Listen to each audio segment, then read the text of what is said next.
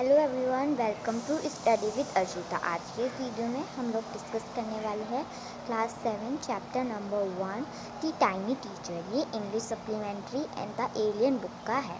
सो आइए अब हम स्टार्ट करते हैं। इससे पहले हम ये पढ़ लेते हैं। ये बिफोर यू रीड है। Okay. Thought so very small the ant is unbelievably intelligent and hard working. चींटियाँ बहुत छोटी होती हैं बट ये ना अनबिलीवेबल है, हम उस पर भरोसा नहीं कर सकते। जो ये बहुत ही इंटेलिजेंट और हार्ड वर्किंग होती हैं। Among the various kind the smallest and is the black और द रेड। बहुत ही तरह की चींटियाँ होती हैं, पर उसमें से जो कॉमनेस्ट होती है वो होती है रेड और black. And live in a comfortable home called ant hills. जो एंट होती है वो एक कंफर्टेबल होम्स में रहती है, जिनको हम एंट हिल्स कहते हैं। और आगे हम पढ़ेंगे एंट हिल्स को नेस्ट भी बोलते हैं। Okay. Name the smallest insect you have seen and the wisest. आप एक नाम दो उस इंसेक्ट का जो आप सबसे वाइजेस्ट यानी कि बुद्धिमान है और सबसे छोटा है। Is it fly? क्या वो फ्लाई है यानी कि वो क्या मक्खी है? नो। Is it? नहीं, वो नहीं है। Is it the mosquito? क्या वो मच्छर है? No, not the mosquito, mosquito भी नहीं है। Then it must be the worm? क्या वो कीड़ा है? नो, नन ऑफ दीज, कोई भी नहीं है। इट इज़ द एंट? वो है चींटी। द कॉमनेस्ट, द स्मॉलेस्ट बस द वाइजेस्ट इंसेक्ट। छोटी है पर वाइजेस्ट है और सबसे जानी पहचानी है। The story of an ant life should almost untrue. जो अगर आपको एंट की लाइफ की स्टोरी बताई जाए तो आप उसको बिल्कुल ही गलत मानोगे, unbelievable. But people have kept ants as pets. पर पीपल यानी कि लोगों ने जो एंट है उसको पेट्स की तरह, पालतू जानवर की तरह रखा है। And have was their daily behaviour closely. और उनका डेली बिहेवियर जो है वो बहुत ही नज़दीकी से जाना है और देखा है। So we know a number of facts about this tiny hard working and the intelligent creature. तो हमें पता चला है इन फैक्ट्स हमें पता चले हैं कि जो चींटियाँ होती हैं बहुत ही हार्ड वर्किंग और एक इंटेलिजेंट क्रिएचर हैं हमारी धरती पर। And ant uses it feelers और एंटीनर्स टू टॉक। जो एंट होती है वो फीलर्स को यूज़ करती है टॉक के लिए, जिसको हम एंटीना भी कह सकते हैं। To ants other by passing message through them. Talk करती है एक दूसरे से अपने फीलर्स को टच करके, ताकि वो एक दूसरे को मैसेज पहुंचा सके। Watch a row of ant moving up और डाउन द वॉल। आपको रो देखनी है यानी कि जो पूरी वो लाइन में चल रही होती है चींटी, उनको देखना है कि जो एंट होती है वो मूव कर रही होती है एक वॉल पे, हमें वो देखना है रो में। Each ant greet all other coming from the opposite direction by touching their feet. हर एक चींटी एक दूसरी तरफ से आने वाली चींटी से मिलती ही मिलती है। Okay. By touching their feelers यानी कि एंटीनास को छू कर। Now coming to the next page.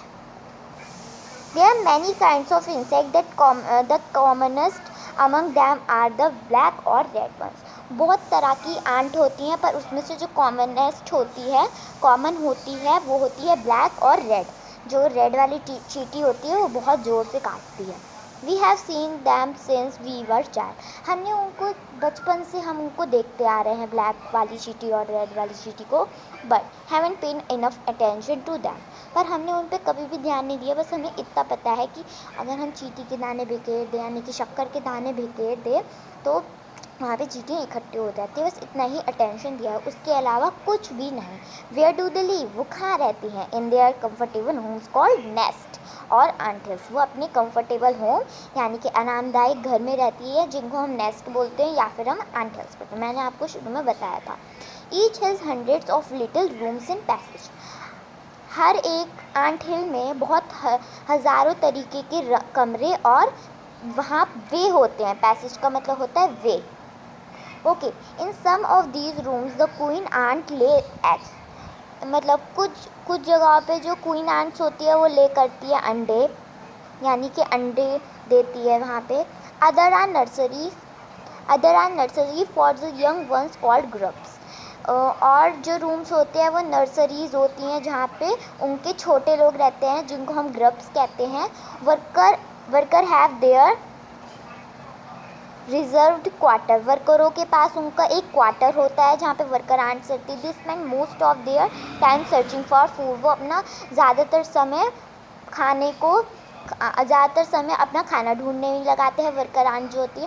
Some room serve as a store house for this food, कुछ जो कमरे होते हैं वो स्टोर हाउस की तरह यानी कि स्टोर रूम की तरह होते हैं। जैसे हमारे घर में स्टोर रूम होता है, जैसे कि वहाँ पे कबाड़ा रखा जाता है, तो इसी तरह से उनका वहाँ पे फूड रखता है, क्योंकि वो मानसून के सीज़न में उनको अवेलेबल होती है, अनेबल होती है बाहर जाने के लिए, ताकि वो पानी होता है ना, बारिश होती है इस वजह से, तो वो स्टोर करके रखती हैं स्टोर हाउसेस में।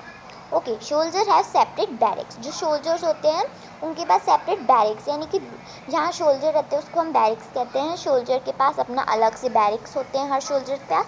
No worker have even try to live in the soldier house, कोई भी वर्कर कभी भी उसने ये सोचा तक नहीं है यानी कि ट्राई तक नहीं किया है इवन कि वो सोल्जर के हाउस में जाके रहें। और नो सोल्जर है even gone out searching for the food, और कोई भी सोल्जर ना तो कभी एंट के उसमें मतलब एंट के क्वार्टर्स में गया है और ना ही वो आए हैं सोल्जर्स के बैरक्स में, और ना ही जो सोल्जर होते हैं वो खाना तलाशने के लिए जाते हैं, और ना ही वर्करान गार्ड्स करते हैं। Okay,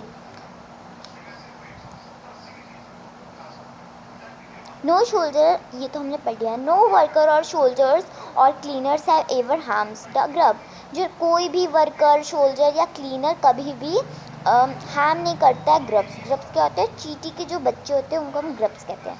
so you see an ant's life is very peaceful, तो आपने देखा जो आंट का लाइफ होती है, आंट की ज़िंदगी होती है वो बहुत ही ज़्यादा पीसफुल होती है ना, यानी कि बहुत ही शांति भरी होती है।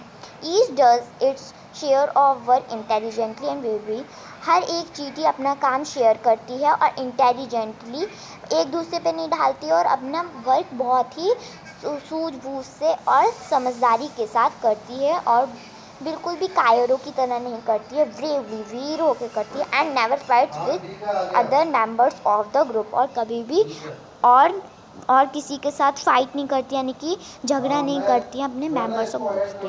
Thank you. अगर आपको ये वीडियो अच्छा लगा हो, ये है पार्ट 1, आगे में हम पढ़ेंगे कॉम्प्रीहेंशन चेक और आगे का पार्ट पढ़ेंगे। अगर आप कैसा लगा आपको वीडियो, प्लीज़ लाइक और सब्सक्राइब ज़रूर करिएगा, मेरे चैनल को सब्सक्राइब करना बिल्कुल मत भूलिएगा। Thank you very much.